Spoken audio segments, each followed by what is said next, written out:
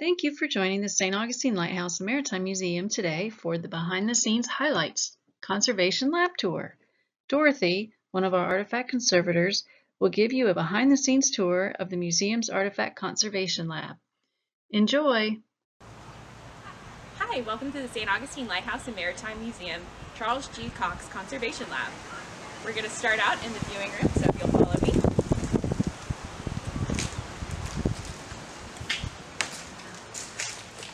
The viewing room allows our visitors to have a view into the conservation lab to see what our conservators are doing, and also gives them an idea of what the different stages of conservation are and what some of the steps the conservators might be doing. All right, now let's go behind the scenes and take a look at some of the areas and equipment that we use for conservation.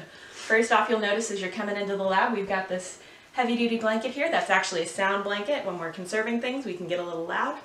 So out of a appreciation to our neighbors, we went ahead and put this up. Now let's head on in. The next area, as we come further into the lab, is the sink area. You'll notice right at the front here, we have our emergency shower and eye wash station. We also have our beakers for chemicals and a lot of our other lab tools. In the window, we have some artifacts that are undergoing the conservation process that are available for our visitors to see. Pretty much every artifact at one point or another will come through the sink area to be rinsed off, washed off, or just to be put in water in general. 90% of the conservation that we do is actually artifacts that come from the ocean, and if they come from the ocean, they have to be kept in water for them to be stable. So we actually have two different types of water over here. We have our tap water and we have RO water. RO stands for reverse osmosis. It is a water that doesn't have any salt content in it, which is important for us because salt is the biggest issue that we have when it comes to conservation. All right, following the sink area, we come over to our storage. Now, we do most of our field work during the summer months. That means we'll end up pulling up a lot of things that we won't have time to conserve right away, so they have to go into storage. We talked about over by the sink how artifacts that come out of the ocean need to be in water, and so all of these containers actually have water in them as well as artifacts to keep the artifacts stable. The first area that we come to when you enter the lab is the X-ray room. On the door of the X-ray room, you'll notice we have a vacant or occupied slider that lets us know if someone is in the process of taking X-rays. If they are, don't go in because it's dangerous. Now, in the X-ray room, we do multiple things. We take all of our photos of artifacts before, during, after conservation. We also, of course, take X-rays. The X-rays are used to look inside concretions. When we pull them up, we don't know what they are, so we'll take an X-ray and then that'll give us a peek inside. So we've got our X-ray, our developer, and our light table. Pictured on the top is a concretion archaeologists just recovered from the ocean floor. This is what iron objects look like after a couple hundred years in the ocean. On the bottom is the X-ray revealing what is inside the concretion. Knowing this helps conservators plan for proper treatment and care of artifacts. So one of the most important pieces of equipment we have here in the lab is our fume hood.